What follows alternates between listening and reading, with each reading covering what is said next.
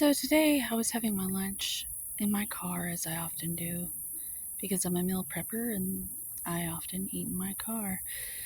Uh, I was at a spot where these kids were getting out of this little van to go to the community center to do activities, and I wasn't really particularly all that interested in them walking from point A to point B, but there were these beautiful extra tall crepe myrtle trees on their path. And I happened to notice when one of them walked by and kind of like swatted at one of the branches like it was just there for them to fuck with.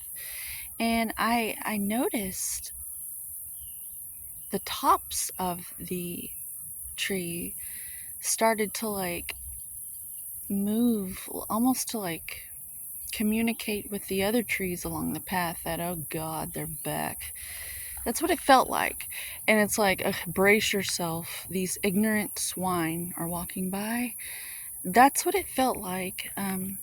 That was probably coming out of me because I have a great deal of respect for the earth elementals and the plants. I know that they're alive. I know that they're sentient. I know that they're conscious. They're alive. And they remind me a lot of my grandmother. She was very gentle and was always there, available, and she was taken for granted. And the girls and my grandfather would talk to her like she's a fucking idiot most of the time. But the truth is, she had a strength they never knew until it was gone.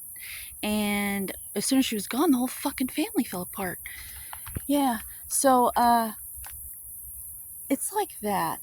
And so I have a respect for the plants and the earth elementals in that way because I can kind of relate with it because I've been treated that way. I'm a pretty little fairy light that everybody thinks is their fucking little hostess all the time.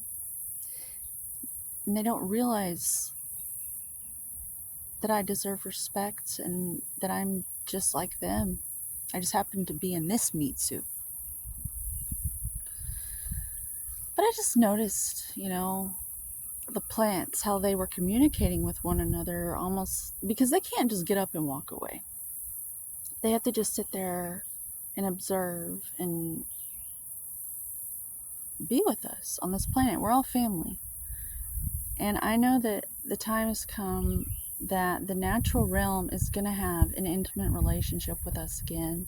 And more people are going to understand this beautiful relationship is available again. And it isn't a fantasy. It is actually real. I interact with them and they interact with me. And they say in esotericism, once you stare into the abyss stares back. Well, it's true.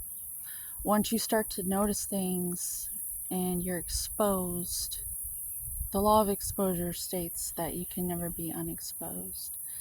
So I invite you to start waking up again to these forms of life that have been here the whole time. Like my grandmother, before they're gone, and you realize, oh fuck, now where do we go?